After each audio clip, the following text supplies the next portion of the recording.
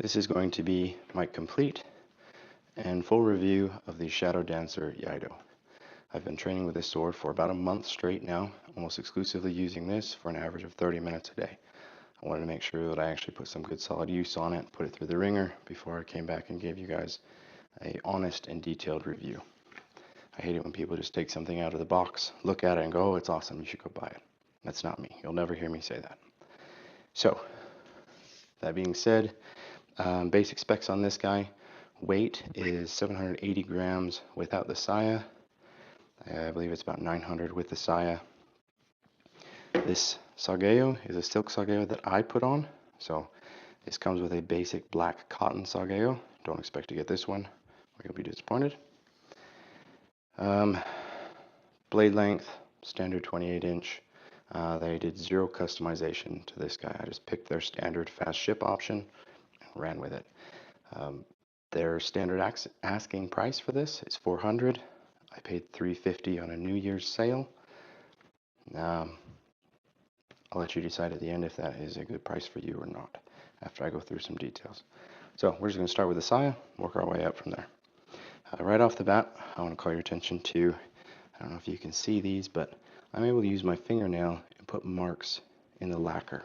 Personally, I see that as very negative downside. I would have liked to see a much thicker and harder or chip or scratch resistant lacquer on this, especially for $400. And as you can see, there's quite a few nicks and dings throughout the saya. I understand it's normal to get some wear and tear. However, I was pretty disappointed with the amount of wear and tear I got on this one as quickly as I did, especially compared to the other saya that I've been using for almost a year on my other Iaito. This one down here, I will say, that one's on me.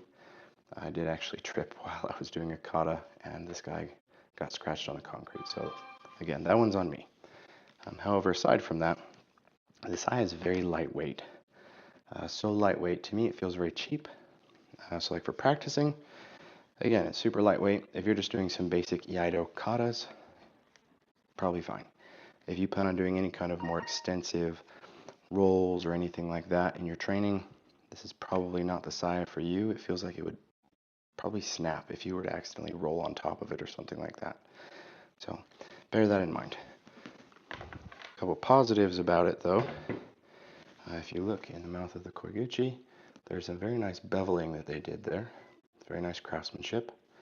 However, just inside of the Koiguchi, about 2.5 inches, there's a lip on either side of the saya. So when you go to sheath, if you don't have the blade perfectly aligned, the tip of the blade will dig into that and it'll come to an abrupt stop. I've never ran into that on any other saya that I have. I have about 7 other blades at this point. Never run into that issue except with this one. I will say that it did force me to perfect how I sheath the blade, so take that as a positive or negative, however you will. But I would have liked to see a little better craftsmanship on that personally. Moving on. The blade itself, it's a very basic blade, no special hamon or anything like that. Single bohea. It is a deep bohea. The blade, I don't know exactly what kind of steel it is on their website. They just say that it is an alloy. I can confirm that it is magnetic, so it's not an aluminum blade. However, it is very lightweight for being a steel blade. The balance on the blade, I will say, is phenomenal. The tachikaze is very clear and crisp. I've been very pleasantly pleased.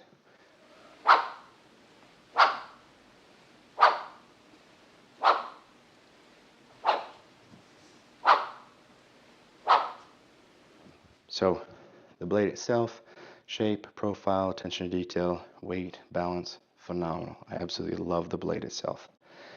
Now moving on to the fittings, again, I didn't customize anything about this. It was all just as is. So, pretty basic fittings.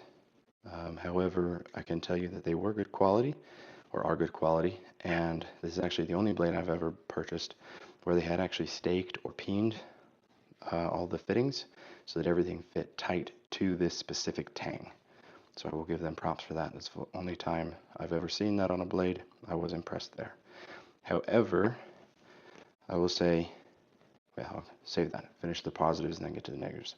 The Iaito wrap is very tight, has not loosened up on me at all, and has stayed nice and comfortable. Texture and grip is good. It's just a regular cotton Iaito. I got it in a navy color.